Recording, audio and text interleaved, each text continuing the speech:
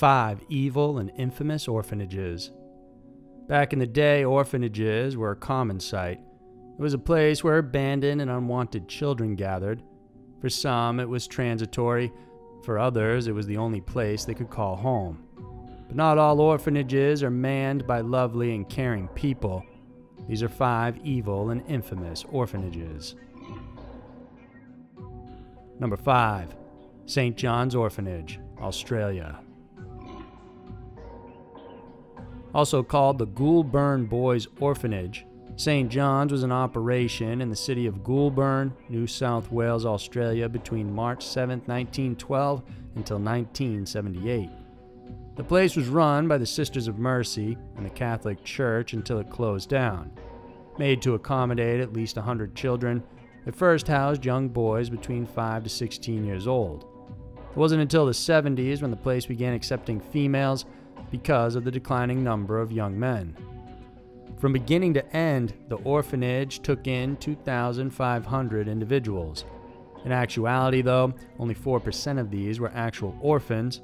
The rest were children given religious education and later trained in agriculture. For many who stayed there, it wasn't a fond memory they would return to. The boys who lived there said they were subjected to countless abuses. For one, those who first entered had all their clothes taken away from them. Children were given only one piece of clothing, no underwear, and it was only washed once a week. They were supplied with shoes, but often they were either too big or too small for their feet. Punishments were regularly doled out as well. It was common to be beaten. They were locked inside rooms, received canings and flogging sometimes for the most mundane reasons. Cold showers, even in the middle of winter, were normal, and there was hardly any medical care. Boys who would get sick or injured were at the risk of not healing because there was hardly any intervention. Meals were unappealing and minimal. And what's more, despite being educated, the teachers were limited to religion and Latin. Only boys who were brighter were allowed to study past 5th grade, which was done off-site. Even more alarming, there were instances where boys were raped repeatedly, some by the staff, others by older boys in the orphanage. Despite the abuses that flourished during the time, some former residents claim that even though the nuns were strict, they were fair. That even if the home wasn't ideal, even harsh, they were still provided with a home. After it closed down, St. Joseph's was bought by businessman John Ferrara. The place is now abandoned along with its accompanying grounds. It has since been heavily vandalized and is a popular destination for ghost tours. It's listed as a heritage conservation area under the Goulburn Malwari Council. Number 4. St. Joseph's Catholic Orphanage, Vermont. For a long time, St. Joseph's in Vermont served thousands of orphaned children from 1930 to 1970. But the facility, run by Catholic nuns and priests, became the subject of controversy in the early 1990s and again in 2018 when past abuses by the nuns and priests were uncovered. It started in 1993 when a former resident there, Joseph Barquin, filed a lawsuit alleging abuse. He said when he was a boy he was fondled by nuns and his genitals were mutilated. Barquin's complaint then led other former orphans to come forward and disclose their experiences there as well. Some of the previous orphans detailed how physical abuse, such as beatings and canings, were normal in the institution. They said as kids, they knew each other by number because that was how the nuns addressed them. Everything was by numbers, according to one former resident. Children, especially chronic bedwetters, were repeatedly humiliated, and the nuns then forced other children to taunt that child as well. The kids had to eat their own vomit. At least one child was forced to slap herself 50 times, while another had his head repeatedly banged against the wall. Children were often isolated and made to sleep in a particular position all through the night. Former residents also witnessed kids being dangled by their legs out the window or over wells and laundry chutes. Another girl was thrown down over the stairs, and yet another's hands were burned as punishment by a nun. Many of the children were also locked inside a water tank, basement, or dark room, and the babies in the orphanage didn't fare any better. Even worse, systematic rape and sexual abuse also occurred. There were also at least 1 or 2 claimed murders there, courtesy of the nuns. These and more horror stories came out of St. Joseph's. Eventually, Barquin settled out of court with the diocese. The church also paid off and settled with other victims. Over the years, many of those who were affected still continue to suffer emotional and physical scars from the trauma they endured. There are still those fighting for their right to be acknowledged today. In 2018, a special task force was formed following the release of a BuzzFeed article highlighting the abuse to seek the truth behind the allegations at St. Joseph's Orphanage. Police are looking to hear from former residents, no matter how old the allegations may be. Number 3. National Soldiers Orphans Homestead, Gettysburg. Created by Dr. John Bournes, the National Soldiers Orphans Homestead stood on the Gettysburg battlefield. It first opened in October of 1866. It was built to accommodate the orphan children of soldiers who died in the war. Particularly, it was a soldier, Sergeant Amos Humiston, who was found dead on the spot where the building later stood, clutching a photo of his 3 small children that became the inspiration for Dr. Bournes to create the orphanage. In fact, the first inhabitants of the orphanage were Felinda Humiston, who was the wife of the fallen soldier, and her 3 children. When it first opened, it was considered a success. It provided a home and fine education for over 200 children for over the next decade. Many of the orphans were encouraged to join community parades and Memorial Day processions. This tradition went on year after year. In 1869, an additional dormitory for girls was added. At the time, about 70 children lived there. It was around the 1870s when Mrs. Rosa Carmichael was brought in as the new matron for the home. Nothing much is known about her prior, but in the next couple of years, rumors of abuse began to surface. According to the press, Mrs. Carmichael was described as a most assiduous and faithful worker. She was also known as a disciplinarian. The years following Mrs. Carmichael's installation as the matron became a controversial period for the home.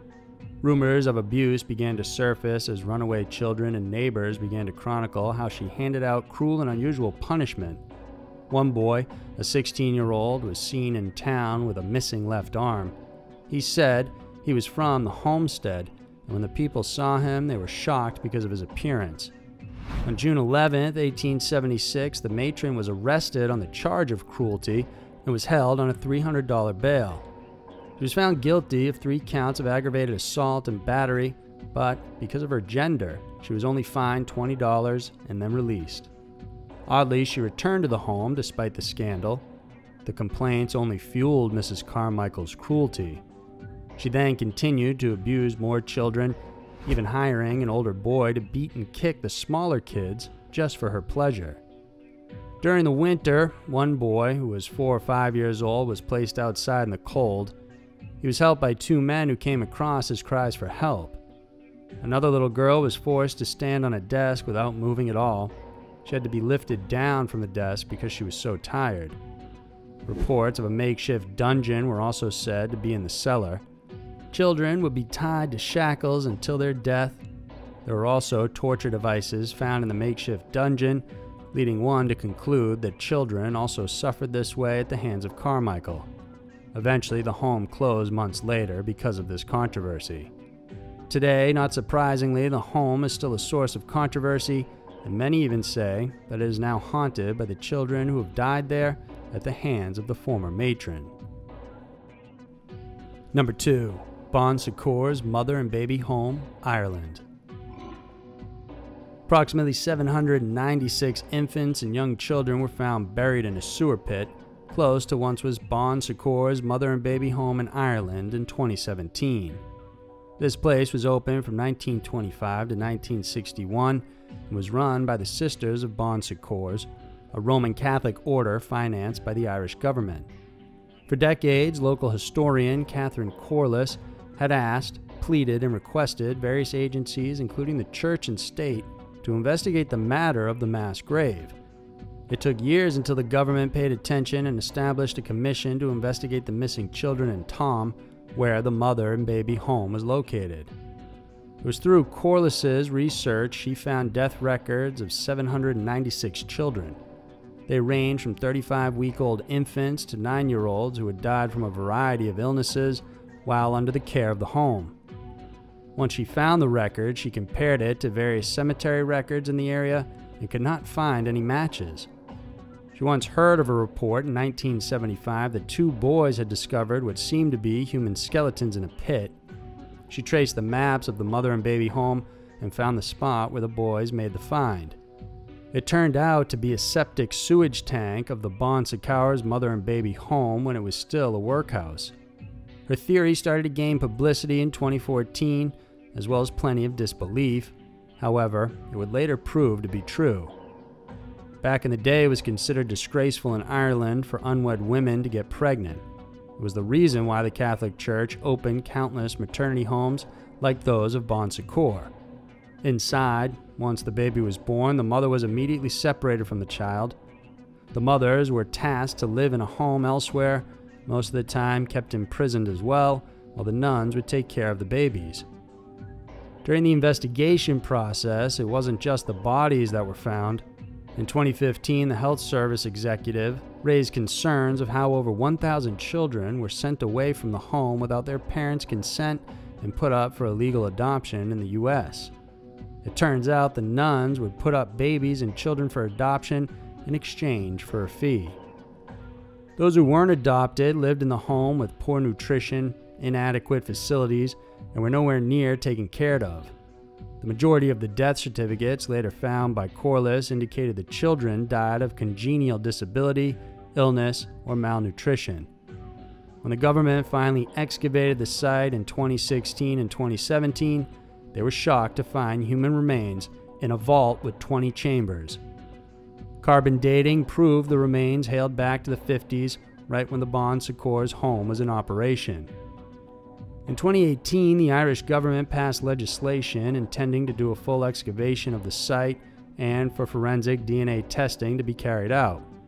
They also started looking into other mother and baby homes that once existed in the area, looking at their records to determine where the dead children from these homes were buried. It's believed over 3,000 children died in 5 other institutions similar to the home during the time. In at least one case, the investigator could only find 64 out of the 900 recorded children at an institution called Besborough Home. It's unclear where the other children were buried or have been taken. Number 1. Holy Family Orphanage, Michigan. First built in 1915, the Holy Family Orphanage was a dream for many in the Marquette, Michigan area. At the time, the orphanage was built, costing between $90,000 to $120,000, an unheard of sum at the time. It had classrooms and bathrooms on every floor and dormitories. There was an annex with heating and plumbing facilities too. A laundry and kitchen, along with a large dining hall and playrooms, were also included. At its peak, the Holy Family Orphanage catered to more than 200 orphans. It accepted mostly children between 2nd and 8th grade, but later they expanded to include infants and older children. Initially, it was only made to accommodate white children, but its first inhabitants were Native American kids who were taken from their parents to accommodate integration into the white culture. This was common practice then, and many children grew up not knowing much about their culture until well into adulthood. Later on, the institution also ended up hosting Cuban child refugees. When the orphanage was fully running, allegations of abuse within its doors became rampant. Former children who lived there say abuse and beatings were common. The nuns were strict, callous, and quite brutal. In one story, a little girl was said to be playing outside during a snowstorm. The weather turned rough and she became lost. One of the nuns had to go get her, but the little girl developed pneumonia as a result. Several days later, she died. The nuns were angry about her excursion and decided to make an example of her. They ended up displaying her dead body in the lobby so every child in the home could see.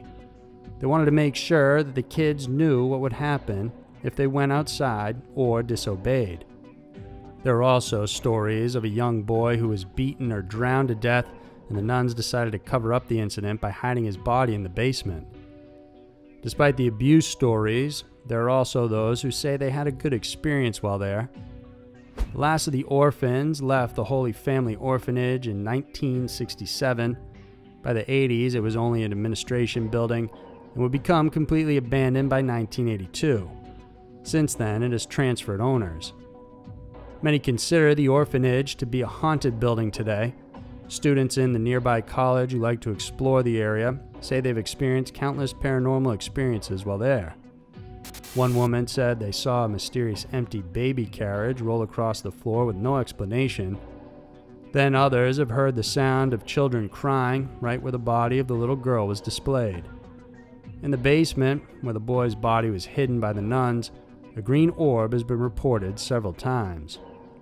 As of late 2017, the new owners have transformed the place into Grandview Marquette, an affordable housing and apartment complex. So there were 5 evil and infamous orphanages. Orphanages were thought to be a refuge for young children everywhere, but instead, these ones turned out to be a chamber of horrors for the many children who live there. We have new videos every Wednesday and Saturday, so if you enjoyed this one, then please subscribe and hit the notification bell. Thanks for tuning in this week, and we'll see you soon.